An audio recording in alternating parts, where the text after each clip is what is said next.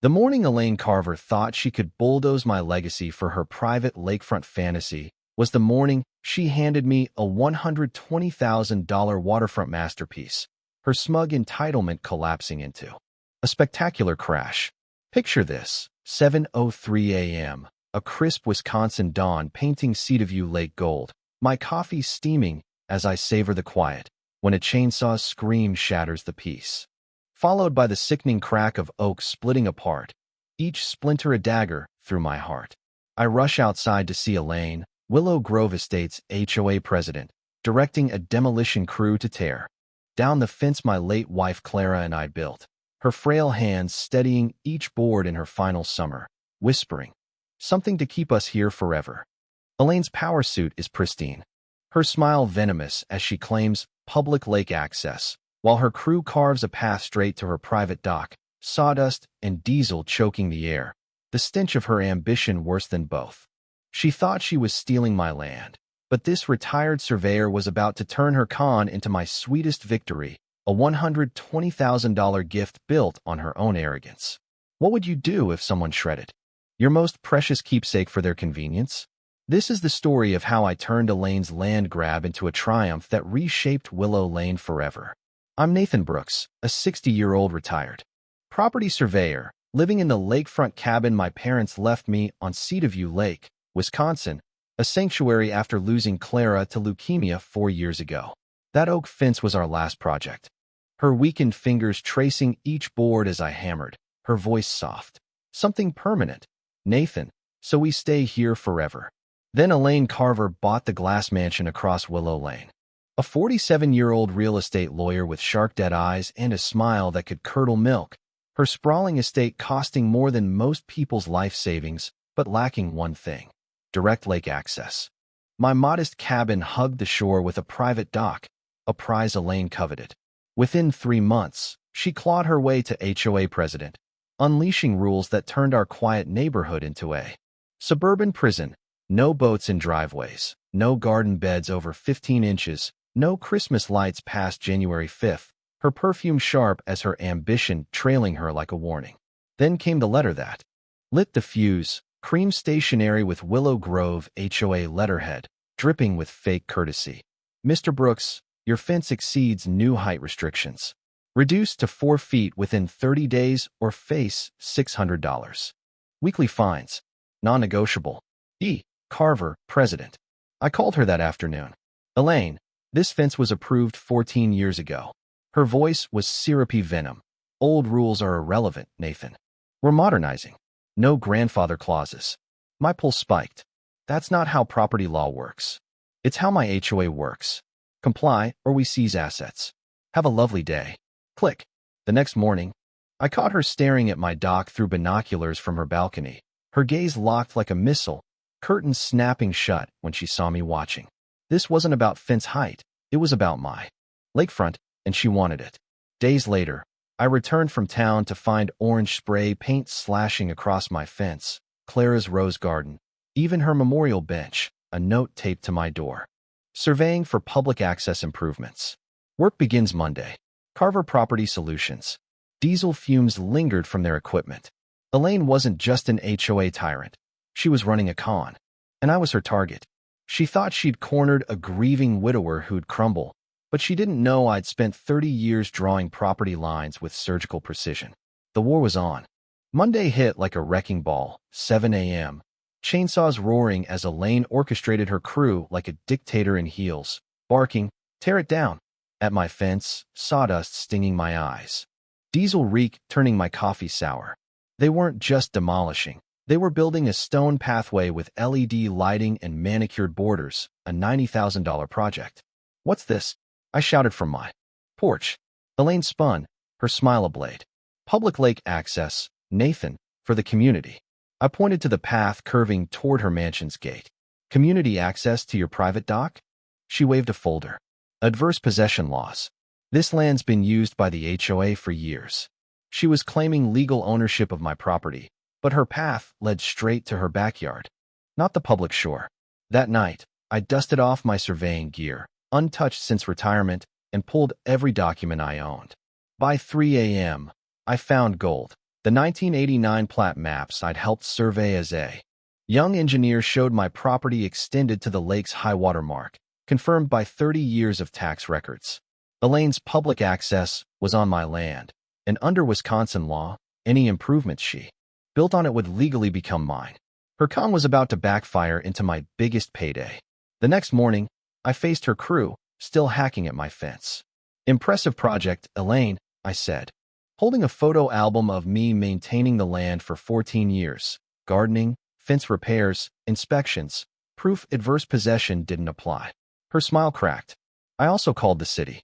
No permits filed for this address." Her eyes narrowed. "They're being processed." Funny, because Inspector Hansen arrives at noon. Her face went barn red, but she hissed, "You're meddling, Nathan. Have a lovely day, Elaine." 3 hours later, Hansen slapped a stop work order on her equipment. "No permits, private property, work stops now. $600 daily fines if not cleared by 5 p.m. As her crew hauled away thousands in gear, Elaine glared, pure hatred in her eyes. "This isn't over." I nodded. "You're right. You just made a $90,000 mistake." She didn't know I'd already found her fatal flaw, and her desperation was about to unravel her completely. 2 days later, a certified letter hit my door like a legal grenade. "Emergency HOA meeting, mandatory, 7 p.m. tonight. Motion to fine Nathan Brooks $2,500 for obstructing community projects." Elaine was punishing me for reporting her illegal construction. That evening, the Willow Grove Community Center felt like a kangaroo court. Elaine at the front with 4 loyalists, 3 neutral residents, and me alone, her voice dripping with fake concern. Nathan's sabotage cost us thousands in delays, blocking progress for all. Mrs. Larson, an 80-year-old retired teacher, raised her hand. "Sabotage? He reported illegal construction. That's citizenship." Elaine's smile could have frozen the lake. "His selfishness halts community benefits." I stood, phone in hand. "Community benefits like your private dock access?" I played a recording of her voice from the demolition. "This land's been used by the HOA for years." The room went silent. "Illegal recording," she shrieked. "Wisconsin's one-party consent. Perfectly legal." Her supporters squirmed. Elaine doubled down. "Regardless, Nathan faces $2,500 fines or foreclosure." Mrs. Larson exploded. "Foreclosure? For reporting crimes? Are you insane?" Elaine waved a letterhead from Carver and Associates, her own firm. "Everything's legitimate." I smiled. "Your HOA president and your own lawyer? That's a conflict of interest, grounds for removal." Mr. Torres, the neighborhood mechanic, chimed in. "Who's paying for this legal advice you're giving yourself?" Elaine stammered. "The HOA compensates services." Mrs. Larson snapped. "How much?" Torres laughed. "You can't claim privilege with yourself. That's like fixing your own car and billing yourself." Elaine went nuclear. "Nathan's obstruction cost us $18,000. He pays, or we lien his property." I slid a folder across the table. "Let's talk about that $18,000. I pulled HOA records today, public to any homeowner." Her face went ghost white. "Payments to Carver Property Solutions, Incorporated weeks after you became president. You billed us for 6 months of consulting before construction began." Gasps filled the room. "That's not just conflict of interest. It's fraud." Her supporters stared, betrayed, as Elaine's empire began to crack. 3 days later, she escalated, a flyer hitting every mailbox, addressing the mental health crisis on Willow Lane. It claimed my grief-induced instability, endangered property values, accusing me of drunken rants and screaming at imaginary intruders. My blood froze. She was weaponizing Clara's death. Mrs. Larson called, sobbing. "Adult Protective Services asked about your welfare, saying they got multiple calls about your mental state." Then a for sale sign appeared in my yard, unapproved. I called the realtor. "Nathan Brooks? Your HOA president said you're selling due to personal distress." Within hours, 6 realtors offered 60% of market value for my troubled property. That evening, Elaine hosted an intervention at her mansion, Torres spying for me. "She had tissues, played the saint worried about your grief," he reported. "Convinced them you're lashing out over Clara." Her psychological warfare was brilliant, but she didn't know Clara had been a forensic accountant, teaching me to trace fraud. While Elaine played mind games, I followed her money trail, and it was about to bury her. That night, I made 3 calls. Marcus Reed, my property attorney, Janet Lee, a private investigator, and David Holt, a Channel 9 reporter specializing in local corruption. The next morning, I knocked on Elaine's door, manila envelope in hand. Smiling wide. Thanks for your concern about my mental health, Elaine. My doctor says I'm sharp as ever. False APS reports are criminal harassment, by the way. Oh, and impersonating me to sell my property? That's fraud. Channel 9's airing an HOA corruption story Friday. They're very interested in presidents who embezzle while calling victims unstable. Her face drained like a broken dam. Have a lovely day. Frantic phone calls echoed as I walked away. She declared war on a man trained by the best to catch criminals like her. In Clara's office, untouched for 4 years. Her lavender lotion scent lingered as I fired up her forensic software. Within an hour, I found Elaine's pattern. Carver Property Solutions, incorporated and dissolved 4 times in 7 years. Always the same con. Join an HOA, become president, push improvements, benefiting her property, then vanish when suspicions arose. My surveyors I caught the real bomb. The 1989 plat map side. Help draft showed my land reaching the lake's edge, but county records had been altered, shaving 15 feet off my waterfront. Google Earth images from 2006 showed my original stone markers. And tax records confirmed I'd paid on that strip for 30 years.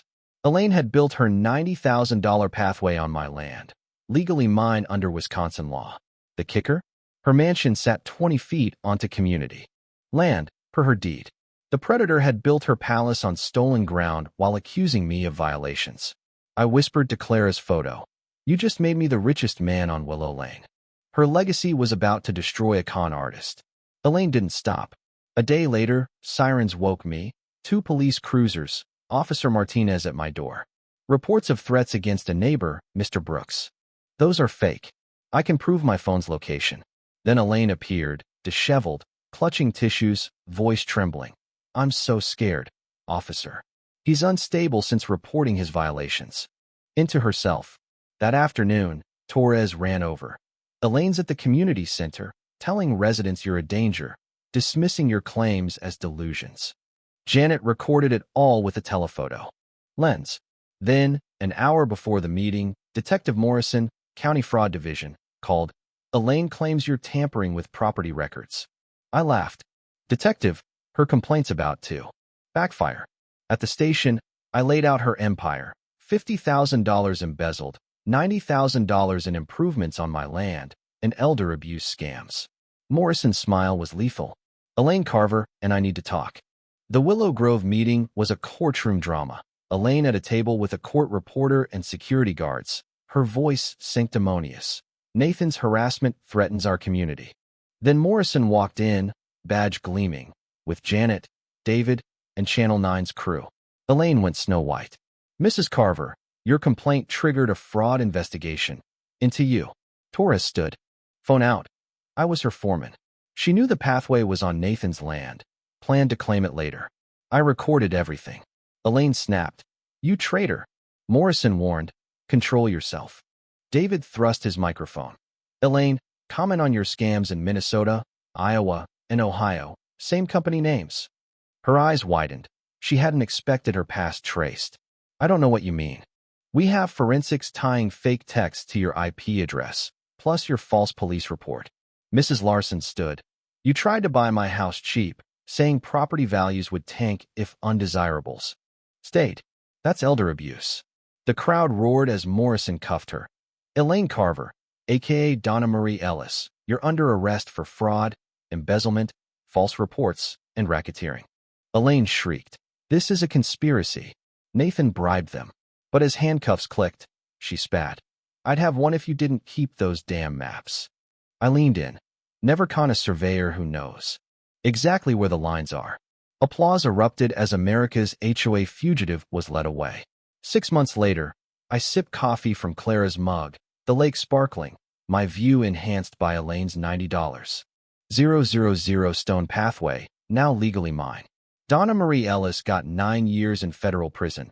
Her $2.5 million in fraud across 7 states exposed. Her mansion sold at auction for 60% of value. Tanking her legacy, Willow Grove recovered every cent, funding a community garden and dock repairs. Mrs. Larson became HOA president, scrapping Elaine's rules, RVs, tall gardens, and Christmas lights. Now welcome. The Clara Brooks Scholarship, funded by Restitution, supports 10 students in forensic accounting and law. Clara's legacy catching crooks like Donna. My property value soared $200,000. But the real win is Willow Lane's rebirth. Potlucks, lake cleanups, kids skipping stones on my pathway, laughter replacing Elaine's tyranny. David's Channel 9 expose sparked the Seat of You Act, mandating HOA transparency statewide, protecting others from Donna's. This morning, children's laughter echoes across the water, and I know Clara would love her pathway bringing joy. Justice wasn't just served. It came with a $120,000 garnish and cosmic irony. But here's the rub. Can laws ever fully stop HOA predators? Or are we one tyrant away from chaos?